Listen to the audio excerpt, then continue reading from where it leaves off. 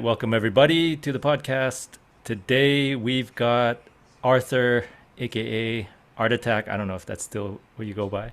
Yeah, for breaking, yeah, I go by Yeah, artattacks. but we got Arthur Tio. I don't actually know how to say your last name. Tiojanco, Chahanko. Tiojanco. Oh man. Chahanko. So the TIO is pronounced Cho. Oh, Yeah. And great. then JAN is Han, and then CO is Ko. Chahanko. Tiojanco. Yeah. That's how you say it. Yeah. Pretty Arthur chicken names. Tiojanco. Yeah. Yeah. Yeah, one of the main people, like at least from my experiences in the Vancouver scene, he was one of the main is still one of the main people that puts on events in Vancouver and all kinds of different kinds of events, not just like breaking battles and stuff like that. But yeah, so yeah, he's been a pillar within the Vancouver breaking scene, or just kind of like hip hop community, whatever you want to call it. So really glad to have you here and share your story and your perspectives and stuff. Yeah. Mhm. So for people who don't know who you are, do you mind just giving a little background on you and how you got into breaking and hip hop and stuff like that? Yeah, yeah, for sure. So my name is Arthur Chahanko. My b-boy name, I guess, is artattacks. Um, for DJing, I've been going by Arthur Storm. Um, and I started breaking in 2003. Um, yeah, was in high school, grade 10, took a couple classes at Harvard Dance Center. Um, my first teacher was, you remember Cole I do. Leon? Yeah, yeah. And now Wow. he's like this big Hollywood director doing Yeah. like these glam bots and like knows all these celebrities. Yeah, yeah. Crazy. My first breaking teacher, and um, from there, I met the guys who um, uh, I met these guys on a Vancouver Exchange forum. Um, it was either Vancouver Exchange or like Xcube or one of those like Vancouver forum sites that you make Mhm. websites on. Your own page like MySpace and Right, whatever. right. Yeah. Yeah. And I met these guys who lived in Surrey, and we met up at Guilford Rec. Um, no, sorry, we didn't meet at Guilford Rec. We met at somebody's house. He's like, "Oh, you guys break dance? Like, if you dance, like, rep your crew." And I was like, "Oh, I don't have a crew." And then someone's like, "Oh, oh, you're from Surrey? Come hang out with us. Like, we're a bunch of guys from Johnson Heights." Mhm. So I went to their house and I met these guys who I found out later that like my family knew who they were. Really? So it was like weird layers of connection there. But we ended up forming a crew called Plunk It Up. Um, yeah, and we moved from our like one of their houses to the rec center because it was close by, and a bunch of people showed up. So it was like, oh, let's go over there because there's more space. Um, and yeah, like since then, I've been rocking with a lot of those guys. Uh, Was this and we, was this the beginnings of the Guildford Rec like practice spot for us, for you guys? for us, yeah, Okay. But yeah, were there people there before you guys? yeah. Oh, okay, So okay. I believe that before us, it was the guys who were Floorstorm and Surrey Savages. Right. Yeah, so Mikey, For people who don't know, like Guildford Rec is one of, I don't know if it's still the spot to go to, but no, it's done. It used to be like the spot for everyone to go to in Surrey, but not just Surrey. Like sometimes people from like the surrounding cities, like Richmond or Burnaby or Burnaby. Vancouver or whatever, would come out. So it was like one of the big spots for at least a time. Yeah. Oh Anyway, yeah, yeah, sorry. yeah. We go there. I think we knew it. People knew that people practiced there because like somebody's sister knew like the b-boys who were practicing there.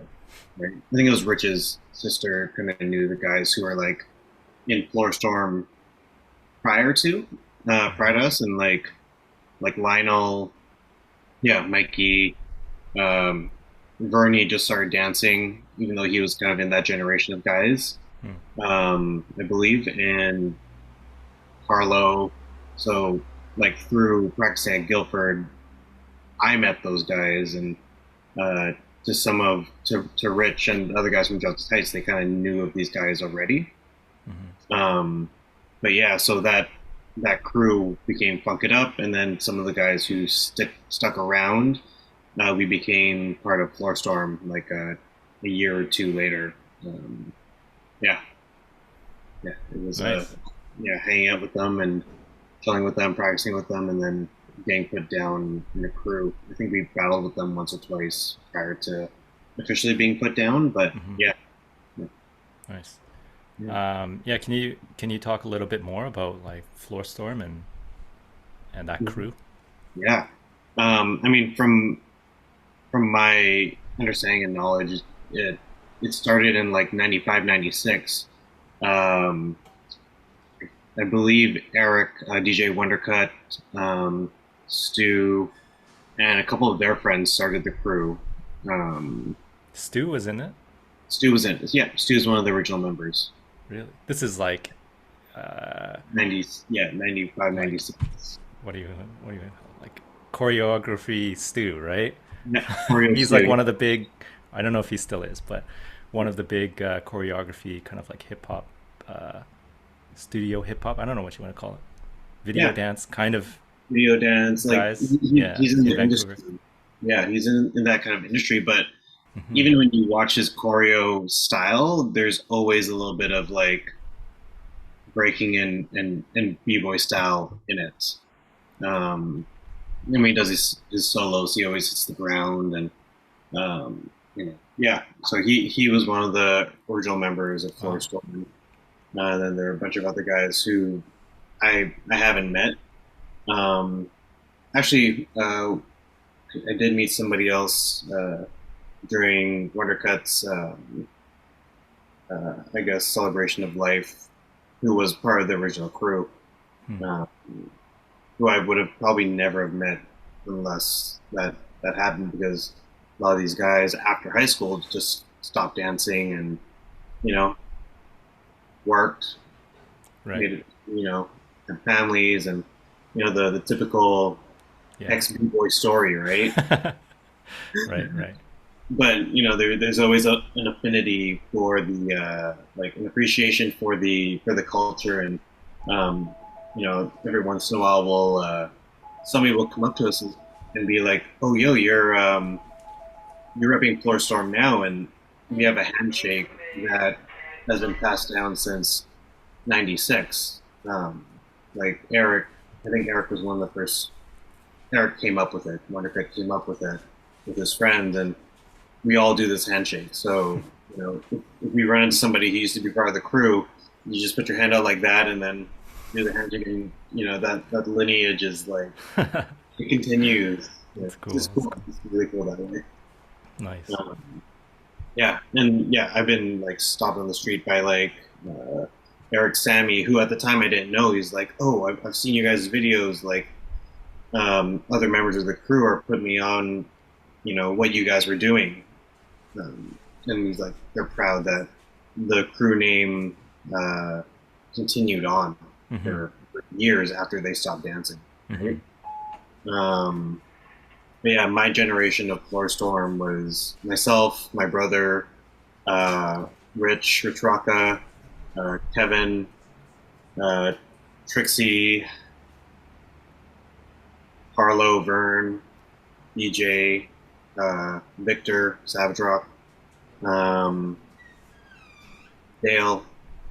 Yeah, and yeah, that was our. We had like 10 people. We were at one point we were rolling 10 deep to jams. Yeah. Yeah, I mean most crews at that time were like 10 to 12 people deep, which is super cool to see. Hmm. You don't see what I mean. Um, but also a couple of the older guys, would hang out with us, even though they're not actively dancing. They're still supporting us and uh, going to party. with us afterwards, practice with us and kind of mentor a little bit. Yeah, for those like good like 2000, I want to say 2006 to like 2012,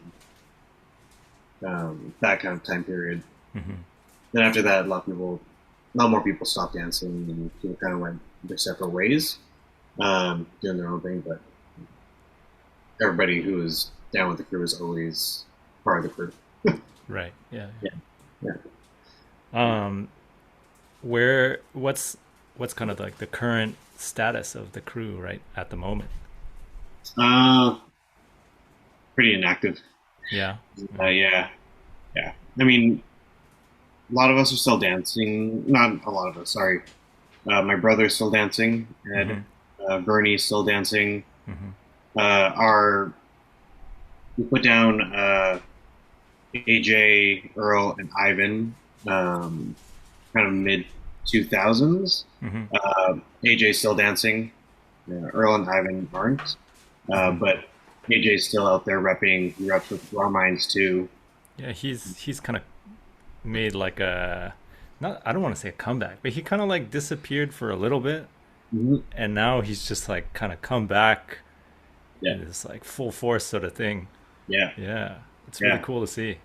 yeah. No, super excited to see him like uh, and enter battles and uh, like VSDF. He got into top four Hmm. this year, and he's like, yeah, that's one of my goals, in the scene to be on that stage and rep in front of the whole city. Hmm. So yeah, like his comeback was super dope. Hmm. Bernie's been super active and Yeah. you know, always killing it, and he's repping Soul Felons and Hoods and us. So Hmm. um, yeah, it's there's a couple of us who are still in the scene, still dancing, still active in the community, but it's not like it was before, Right. obviously. But I think that's like across the board though, not just your crew or anything like that. yeah, yeah. I've noticed it's kind of come up a couple times, but like, especially when I talk to some people from like other Canadian scenes, Mhm. especially people from Toronto, people from Montreal, there's like a really big sense of like continuity with their scenes. But Vancouver, it kind of like comes in these waves almost. Yeah. And not to say that like there isn't a lineage or anything like that, but like the activity is like, yeah, it kind of comes in these like big waves. Yeah, yeah. Yeah. I feel like there are some constants in the scene that have been around since since the '90s, like Jarek and NON and some of those guys. They've been consistently in the scene and consistently the people to beat in the scene. Yeah. You know, Yeah. Jamie. People Yeah. yeah, Jamie, Jax, Victor, like they've Hmm. always been there, and also like really I got to give it up to them for continuing to teach kids. Like Yeah. some of the kids that they're teaching like can beat most of the adults, in Yeah. on a good day. Hmm. Um, And they continue to teach more and more. yeah, yeah. Yeah. It's really good to see, and like I really gotta give it up to those guys for continuing that Hmm. because it's tough to do, right?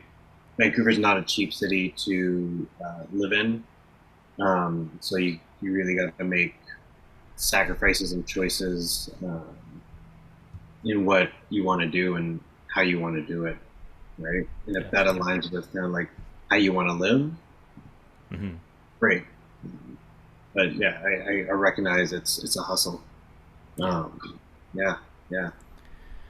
So Yeah. Speaking of that and making sacrifices and hustling and stuff like that, let's get into like producing events and organizing events and stuff like that, because that's like in the community, that's one of the most thankless jobs uh, that you can do, right?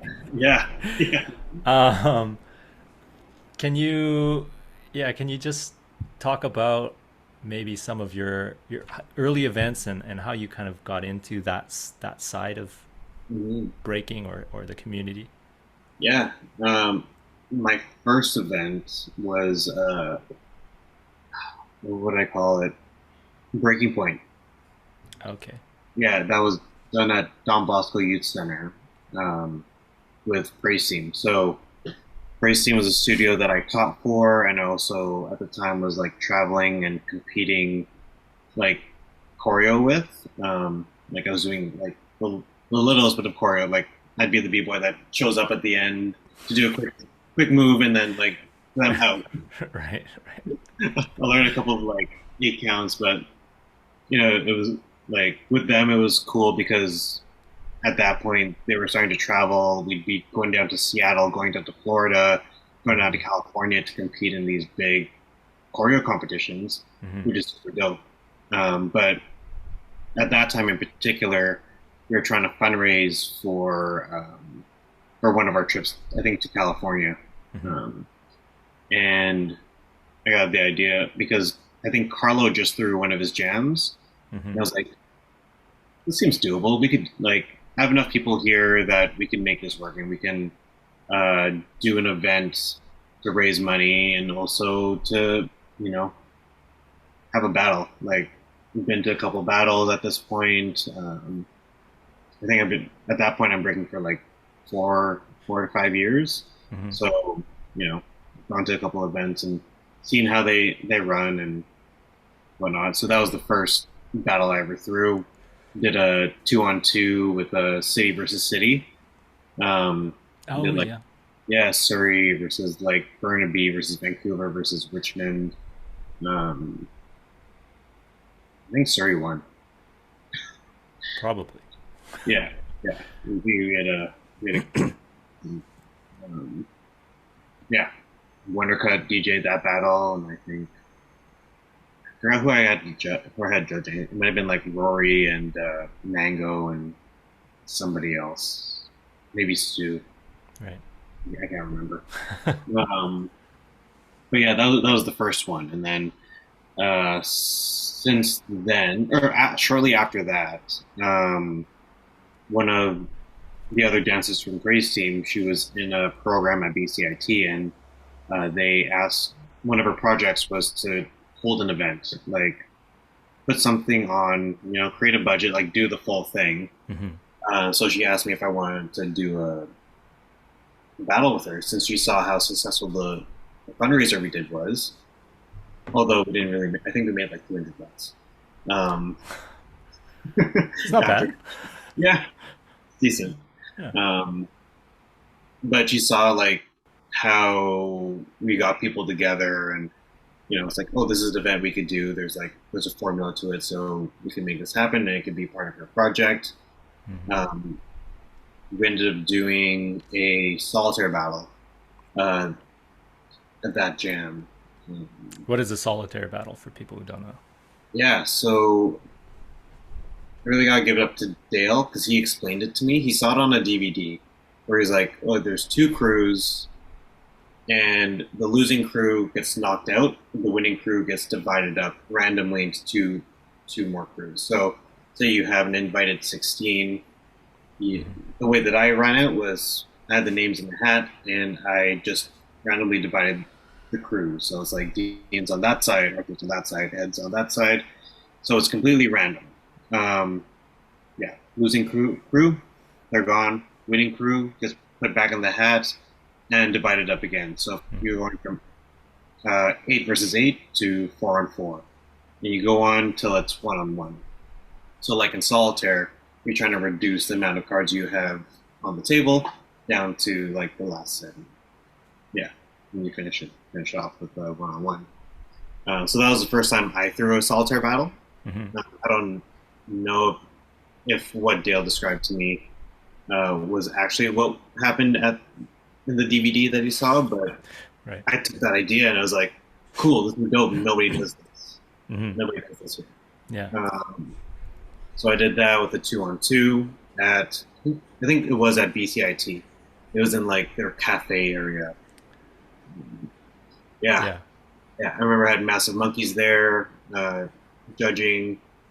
Remember it was because like there was like concrete and some like steel slabs like on the floor. We had to put like cardboard over the like under the linoleum just to make sure that like people aren't ripping their heads open. Yeah, yeah. Yeah, yeah. But that was our first event as Funk and Soul Entertainment. And then from there, we just kept doing more. I think that was also it was my birthday too. So it was like my birthday, throwing a jam, and it's yeah the first time this Funk and Soul thing is happening. Yeah. Yeah, and then continue that the following year.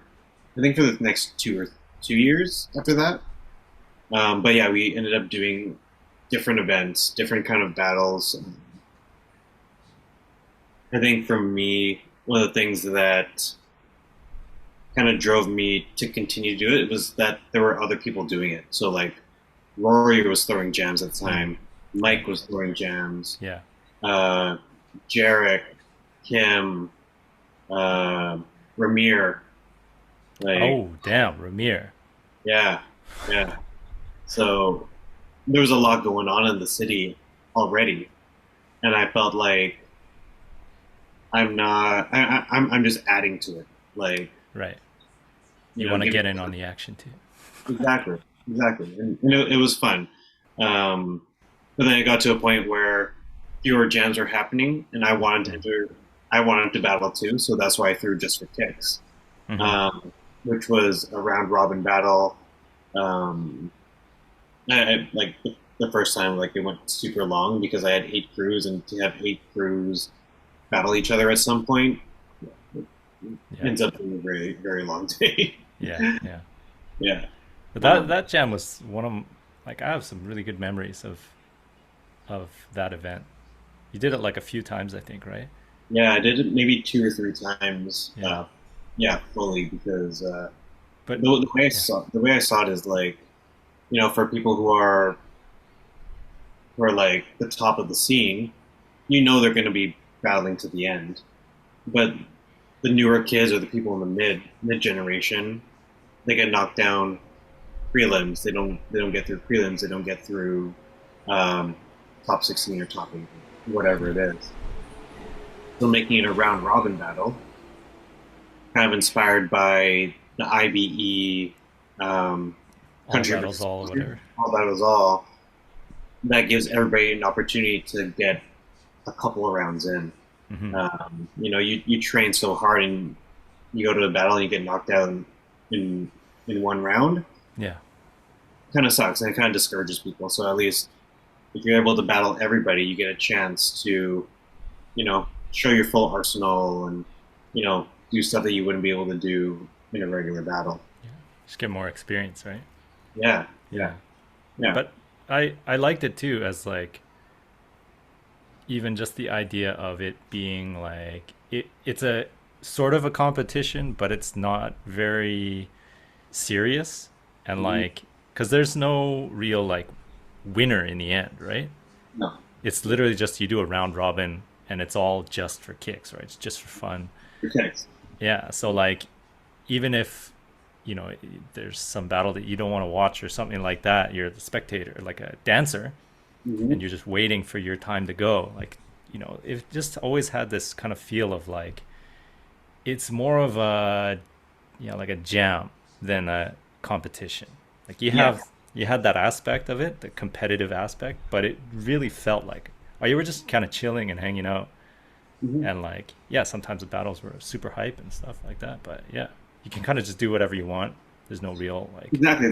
There's no nothing on the line other than maybe your reputation, yeah, other than your rep, right? yeah, And with Vancouver, everybody knows everybody, so it doesn't matter. Like this one battle, this one thing doesn't make a big difference, right? yeah, Nobody's going for prize money or yeah.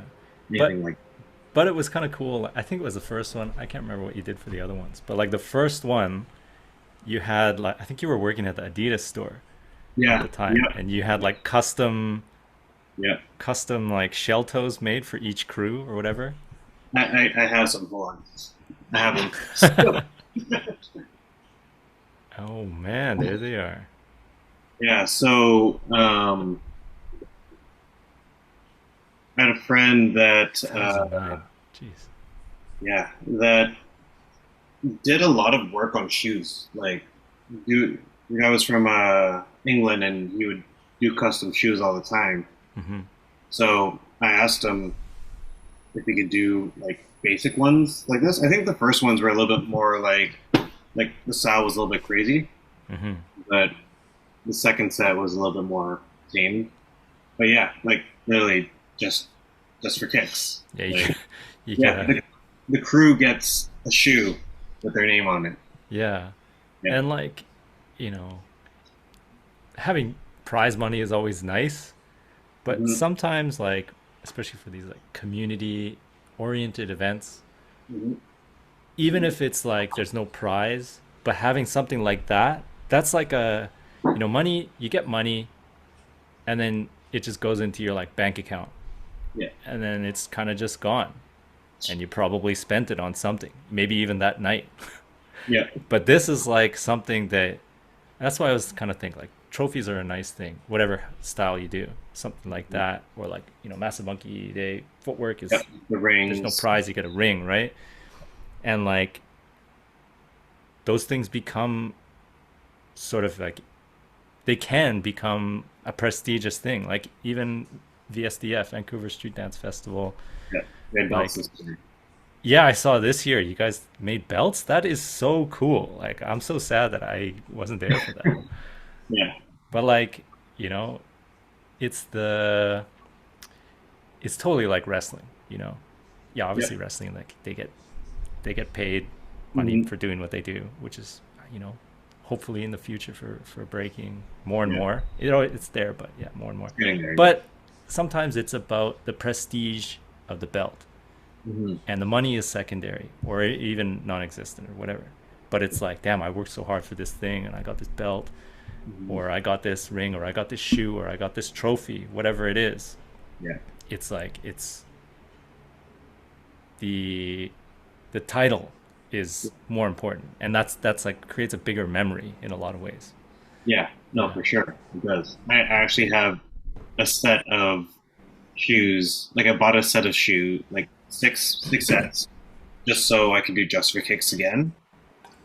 They're still sitting in my closet, like waiting to be done up. I'm just waiting for the resurgence of like true crews. It's kind of coming. I feel like Yeah. there's some, There's a couple. There's a couple who there's are like the younger generation is coming up again. bubbling We got up. that new wave. Yeah. Yeah. Yeah. Yeah. No, it's exciting. It's exciting. Yeah. We're Um excited to do it again. yeah, yeah. Can you talk a little bit about, this is something that I was kind of interested in, and kind of hoping to shine more light on, is the idea, just kind of like what are some of the struggles as an organizer or producer or whatever that you come across, or Yeah. that you have come across. There's a bunch. There's a bunch, and especially like when I first started. Actually, I was talking to somebody about this the other day. When I first started, up until like pretty recently, all my events were for the most part out of pocket. Um, I'd kind of budget it out, be like, how much can I pay this judge? How much can I pay this judge? How much can I pay this DJ? I know I can't pay them their full amount, but they're they're down to do it for $70, $75. And then the venue is actually the thing that hits you the hardest.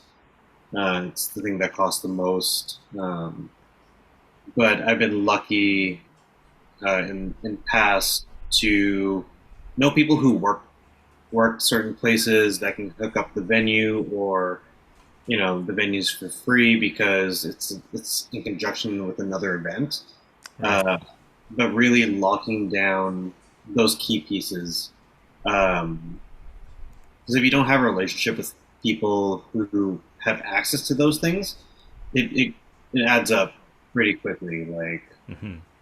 a venue might charge like 150 an hour, and then your jam's at least 5 hours.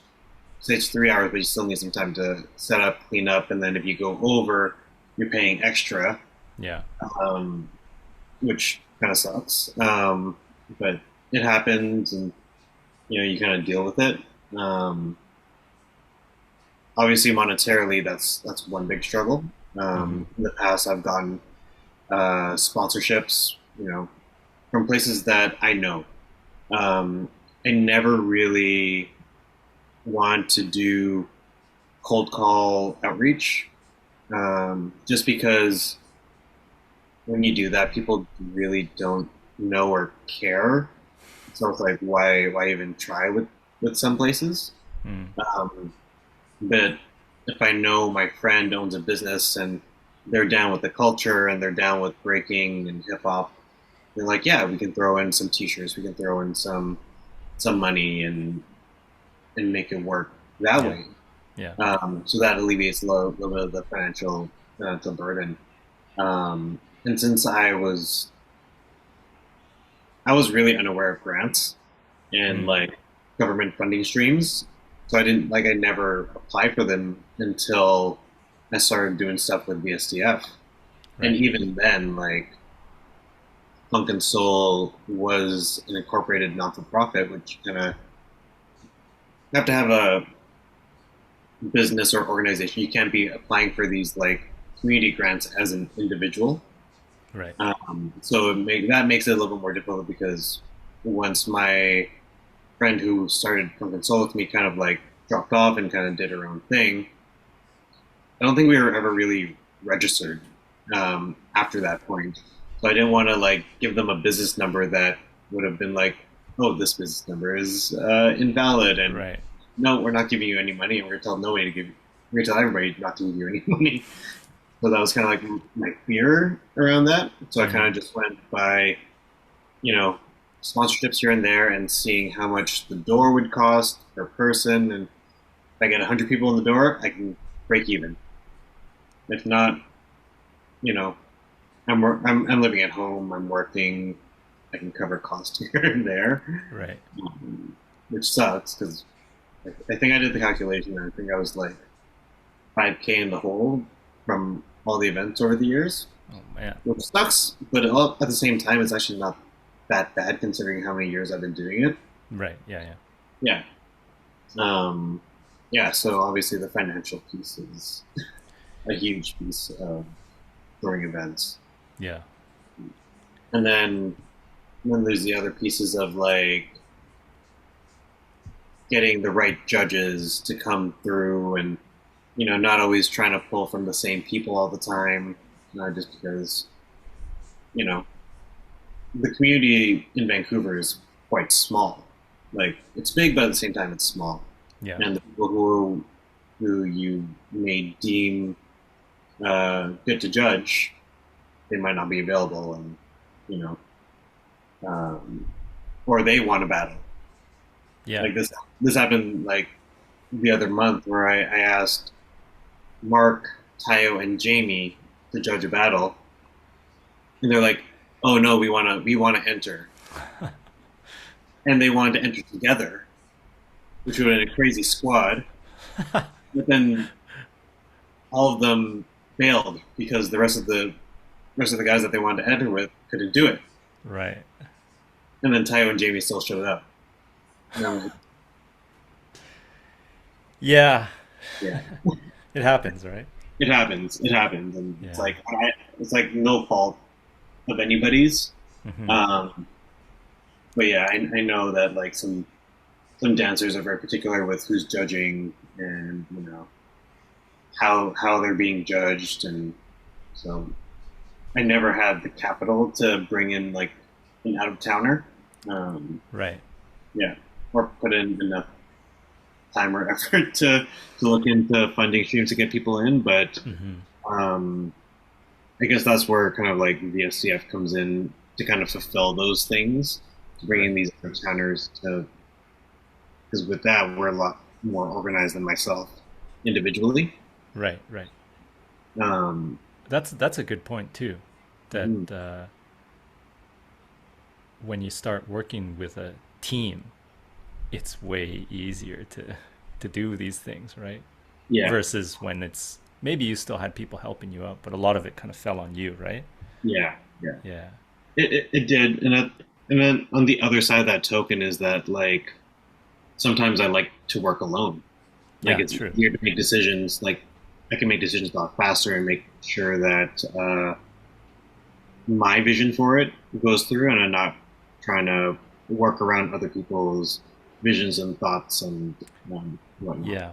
Yeah, That's a really delicate balance of like including other like voices within the like creation process or whatever planning process, how it's supposed to go and that kind of thing. yeah, Yeah, sometimes you can get that kind of like too many cooks in the kitchen kind of thing, and it bogs down the process. And like you said, sometimes when it's just you, it's very easy to just make the decisions very clear because there's one person making all yeah. the choices, You don't right? gotta, yeah, Oh, worry there's one about person in anything. control. Yeah. Yeah, yeah. Yeah.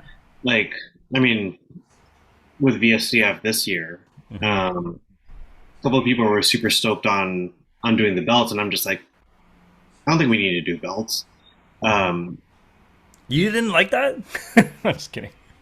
you know what, No, I it's did fine. It's what totally I fine. did. It's totally fine. You know what Yeah. I mean? But it's like, oh, we could use that money elsewhere. We could pay certain judges a little bit more. We can do Right. this, that, and the third. Hmm. But at the same time, like after seeing it, and like everybody loved the belts. Yeah. I'm like, okay, no, okay, this is cool, and it's good to be able to listen to other people because I have my way of doing things. I have my way of understanding uh, events, prizes, whatever. And honestly, like I think also for me, like if you recall any of my jams, none of them really had big prizes or any any like big trophies. I think the most time and effort I put into trophies was what's it called? Youthful Expression, where I did that all style battle, and I had the like little wooden medallions. Oh, yeah. I think I remember that. Yeah, yeah. But that was like the only time I really focused on having a cool prize aside from like cash Hmm. um, Yeah. or like shoes, right? Shoes. Yeah. Yeah.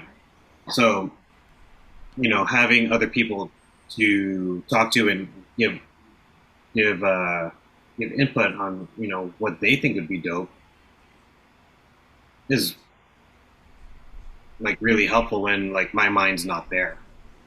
Yeah. Yeah. Yeah. That's always the benefit of including more people.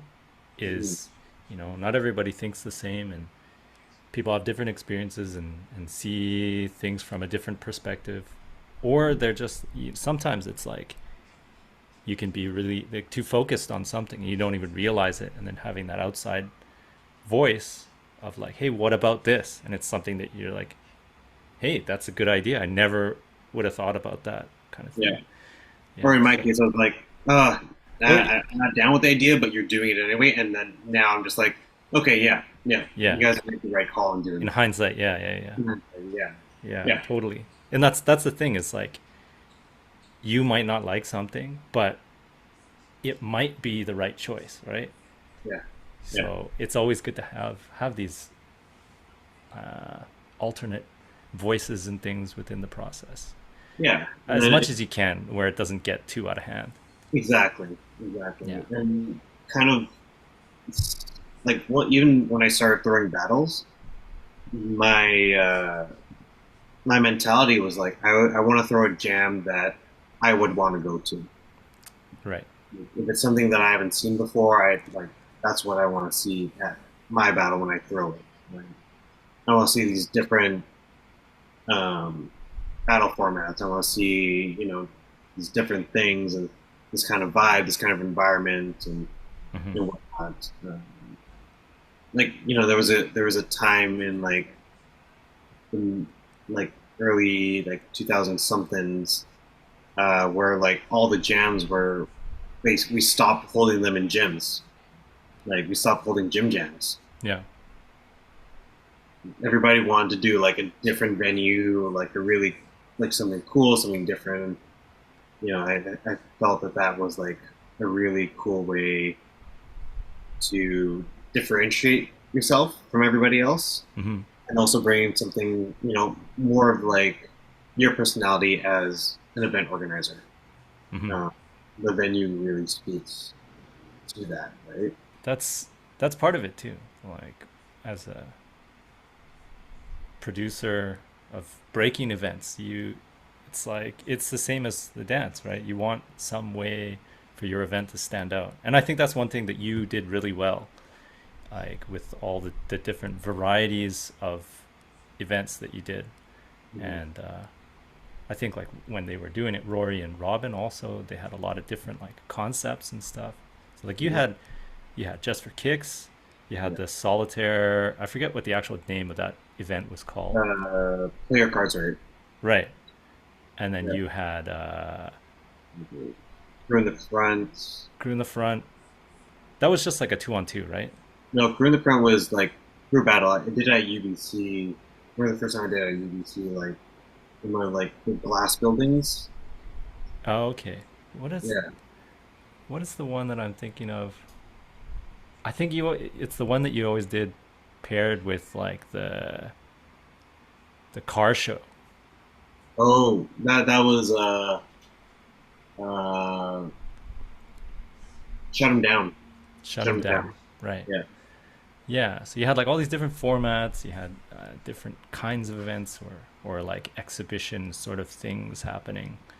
Um, and I think that's really good to do and to try out and for any like budding promoters, organizers, whatever.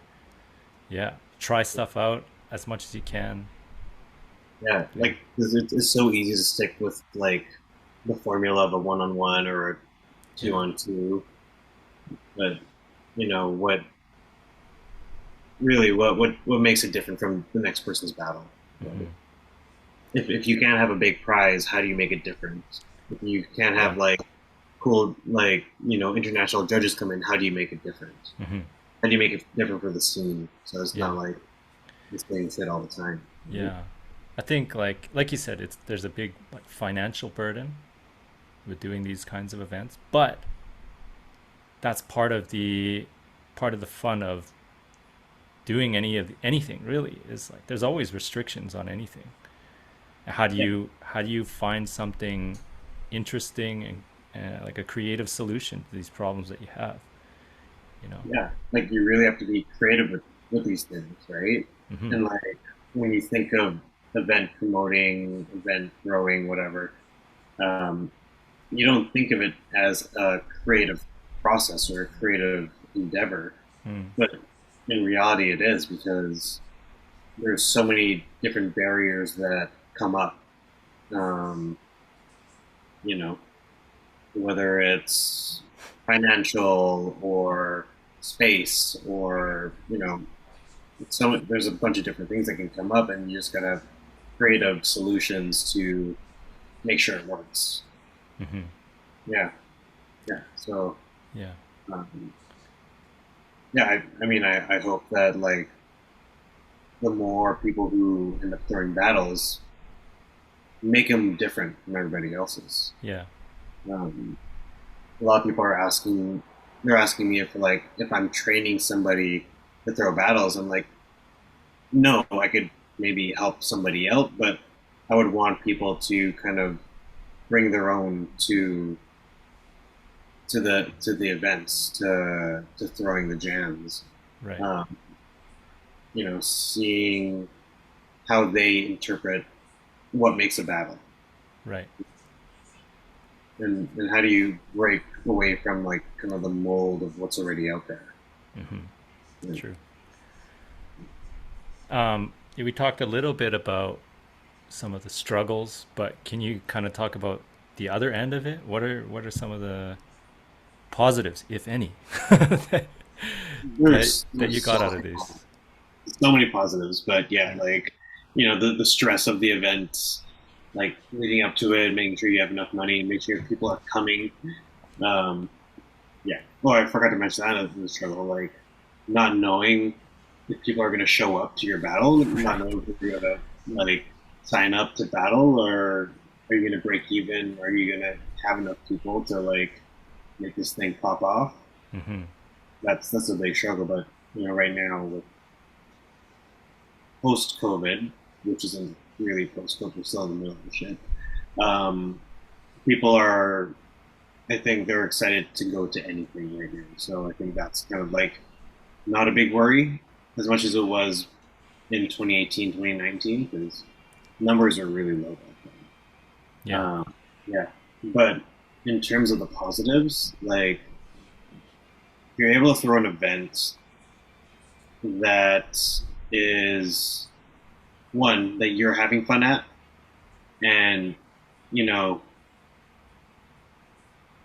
things can go wrong. Like I think of Mike's battles where there's like multiple like power outages, Right. but like some of the best things came out of those unfortunate circumstances, right? Yeah. Like the I think it was like Thesis and J-Bugs, the Yeah, blackout battle. blackout battle. I think They're there's like, footage, but the footage doesn't do it justice. Like if you, no, you had to be there. yeah, yeah. Yeah, But yeah, for sure. There's a lot of good yeah, memories that get made at these events. yeah. And People that come up, like guys from Seattle would always come up and mhm, win our battles. it's Um, true. That was happening but for a while. it's happening again. Guppy from he's Oh, now that's right. Yeah, he just won VSCF, so he's like, okay, it's this Seattle scene's coming back to win the Canadian battles, the Vancouver battles again, right. which is cool because that gives us opportunity to build with those people. Hmm. Like you know, at a time for my generation, we were getting close to the guys from Moon Patrol, from Portland, and Right. AOM, and like Hmm. and all those guys.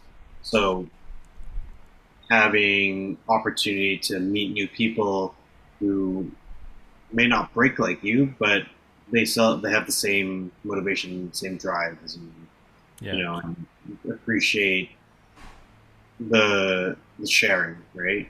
Yeah. Um, so there's the connections that are made during these events, just the overall good times. If you have a good DJ playing good music, like really, like I think if anything else, as long as you have a good DJ playing good music, Hmm. the jam will pop off Yeah. regardless. Yeah. You know, having a good DJ that knows how to play for all kinds of dancers, whether it's a breaking battle or hip hop battle, all style, whacking, whatever. If you have somebody who knows their music Yeah. and can play anything more than the breaks, Hmm. then you're gonna have a good time. Yeah. True. Yeah, yeah. And even if the event is competition driven, the music that these DJs play makes a big difference in the overall vibe of the event. Yeah. It doesn't feel like you're just sitting around waiting for your turn. Yeah. You're vibing. You might not be ciphering, but you're still vibing. You're still enjoying the music. You're still enjoying the thing. So Hmm. I think to me, the most important part of any jam battle is the DJ. Like the judges could be anybody. The judges could be the crowd, for all I care. Um, but if the DJ's on point and knows how to play for the crowd that's there, that's you know those make the best memories. Yeah. I totally agree. Like, I think that's one thing that Vancouver does really well from Mhm. my experiences with just other jams. Yeah. Um, a lot of times, Vancouver events really just feel more like a party, Mhm. and like some of my best memories. I mean, I'm a little biased. I did grow up in Vancouver, so most of the events that I've experienced are from Vancouver. But uh, even some of these like big, huge events that I've been to, they didn't have the same feel sometimes as some of these more local events that I've been to in Vancouver, where it's like the whole crowd is moving, and like, you know, I always got to give credit to like people who were in the Soldiers dance company at the time. like Oh, yeah. when it was really big and a lot of people were there. They were just good at like, they were almost like you could like plant them throughout the crowd and they'll just like We were start the getting party people dancing. starters. Yeah.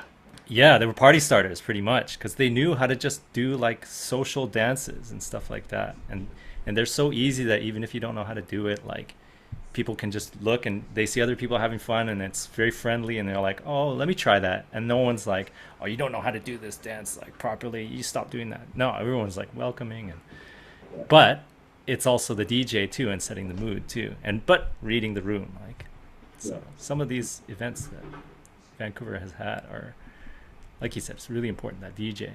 And yeah, I guess that brings us to the last thing that maybe we'll talk about today Mhm. is Wunderkut. Mhm. Yeah, can you talk a little bit about him? And there he is. Yeah. Pull this out of it's sicker that table tours made, but yeah, uh, Wunderkut, Eric Cardeno. Um, to to me, he he's a big brother. He's a big Hmm. brother to me and my crew, and he's a DJ. He was a DJ, incredible scratch DJ. He's repped in the DMCs, I think 2006, and that was really when we're like, this guy is repping Surrey. He's repping uh, our crew in this international, world-renowned battle, DJ battle, um, and you know he made us proud to be from Surrey. Hmm. Because prior to that, rep of Surrey is that's where you get jumped. um, so you get your car stolen. That was what Um, I grew up learning, knowing yeah, about Surrey. You get yeah, you get stuff and like stolen and jacked. Yeah. yeah, and half the time you're not wrong, but it builds up these cats that have passion for what they do. Hmm. Well, um, not taking away from the other cities, but Surrey in particular had that kind of grit Hmm. when in comparison to Vancouver. Like I think cities all around the world, like big cities, always have this like smaller suburb or like area that they're like, oh, watch out for those guys because they're good jackets. Um, but Eric, him repping the DMCs and just like his overall presence, like he's like, oh yeah, we rep Surrey, I rep Surrey. It made us proud to be from that city. Right. Um, and yeah, unfortunately, last year he went missing, and yeah, he was found deceased in the Fraser River. Hmm. But aside from that, like he left such an amazing legacy of using hip hop to express yourself Hmm. and to uplift others. In the past couple of years, he was working with table tutors, teaching people how to DJ, Hmm. teaching me all the scratch. He was always super open to sharing his knowledge and also learning from other people. Like the dude never had an ego on him. He always ensured that um, people were good. Um, One of the funniest guys I've ever had the privilege to be around. And he started our crew, um, and I feel like he really inspired a lot of us to like pursue what we wanted to do in life, just because how we saw him pursuing DJing and battling and scratching. Um, and yeah, he we created his wife and then some of the guys from Table Tutors created a society to honor him. Mm-hmm. It's kind of funny because he was such a low key dude that Mm-hmm. he would actually hate us like bumping him so much. He was such a humble dude. He's like, Mm-hmm. no man, like no, like don't talk about me. Talk about like this shit, like the hip hop shit, which is kind of what we're doing with this. Like we're not doing it just to like be like, oh, this is our friend, but this is what our friend represented. Yeah. This is what he used hip hop to do to you know inspire others to use it to express themselves. Um, he taught young kids, and I work in the school system, and uh, before like a couple of years before he passed, he was doing some sessions at the schools, um, and then once we started going back into in person programming, I'd be wearing my Wunderkut mask. There's like a little W on one of the masks that I have. And a kid would ask me about him, and like I'd describe him. And he's like, "Oh yeah, I remember him. He was at our school. Like I remember him when I was in like grade 3, grade 2." Wow. So like he already had like he always had this energy of him, and he was a guy that like not many people could forget. Like Mm-hmm. he uh, he played a lot of my early battles, um, and always killed it. Yeah. Yeah. Yeah, he made it so fun. Um, while at the same time, like uh, he's even being humble with it. He's like, "Oh, was that shit good? Like, did I play the right stuff?" And like, every time he's like, "Yeah, Yeah. he kills it." Yeah. He was great. Um, yeah, yeah. But yeah, like he Wunderkut really, um, you know, I want to say inspired our generation, who's I hope is inspiring the next generation of people and DJs and dancers and stuff. And like, yeah, it's always crazy to lose a friend. Mm-hmm. It's always crazy to lose a family member and a crewmate. So, um, he's somebody who left a legacy on us as Floorstorm, but also on the overall DJ community in Vancouver and like across Canada, and even like other cats who he connected with through like scratching and Mm-hmm. stuff like that. So, yeah, he, he's missed. We're coming up on his 1 year anniversary of his death.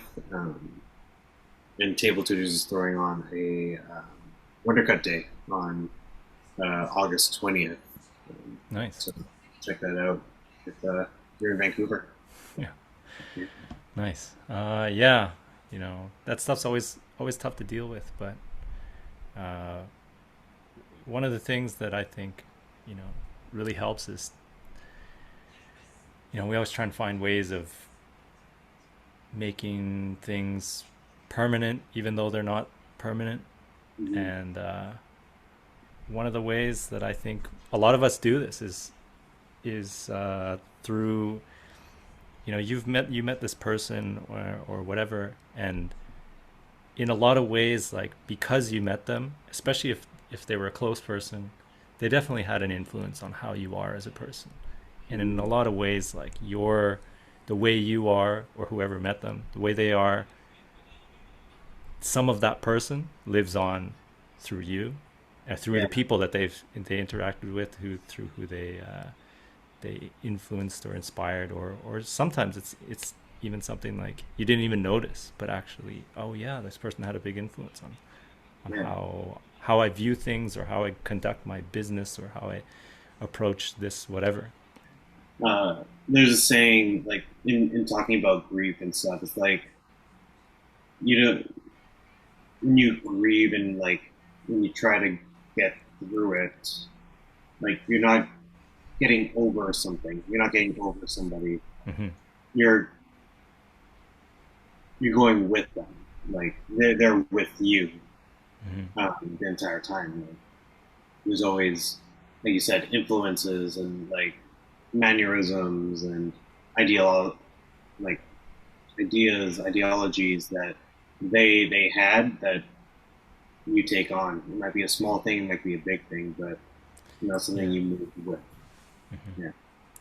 Yeah, this is getting into like you could get really deep into philosophy and what's the nature, what makes a person, right? Is it Yep. the body or is it the mind and the thoughts and the ideas that they had, that kind of thing?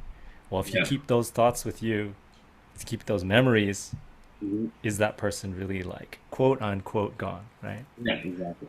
That kind of Exactly. thing. But It's that's the like you could just keep going with that. yeah. But it's an interesting thing to think about, I think. It is. It Yeah. is. Yeah.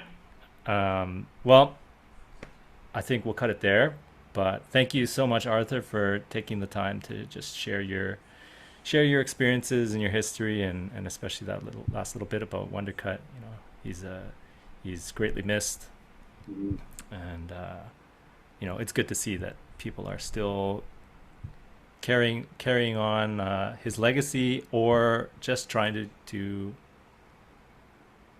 live a life that they, I don't know how to put it. You Yeah. know, they want to keep carrying on his energy, his vibe, his whatever, right? Yeah. Yeah. Exactly. So that's really good to hear. Yeah. Thank you for having me on here and like you. I think we talked about this maybe 2 years ago. Getting me I think on so. like, Yeah. at the beginning of the Nice. pandemic, Yeah. and then yeah. So I'm glad we finally made it happen. So Yeah. Yeah. I think you're a big part of at least the Vancouver history that I know. And if you hadn't done a lot of the jams that you had done, and still do, or the influence that you have in these events, I don't think the Vancouver scene would be the same. So I just want to put that out there too, that you deserve some credit in this thing we call Vancouver's breaking history, hip hop community thank history, whatever. So I thank you. appreciate it that you came Yeah, on. no, I appreciate that. Sometimes, like you said, it's a thankless job. I Yeah, feel like I'm getting a lot of recognition now, but back then it was just like do the thing, move on to the next one, and it's yeah, like yeah, yeah, but yeah, no, I really appreciate um, that my efforts have been recognized, and even though like they weren't, that recognition wasn't something that I was ever really looking for. right, I just wanted to do fun shit, yeah. and But it's nice, right? yeah, it is, and knowing that people recognize it and it's had an influence on the scene overall, scene in Vancouver at least overall, Hmm. uh, makes me feel like I've done something. Yeah, definitely, Yeah, definitely. yeah, Um, yeah. So hopefully in the future we can do this again sometime, and yeah. just talk about some other stuff that comes up. But thank you, Arthur, and thank you everyone who's listening and watching. It's always appreciated. Thank you so much for the support and continued viewership, listenership. I don't know what to call that, but yeah, thank you so much for doing that, and we'll see you all in the next one. Peace.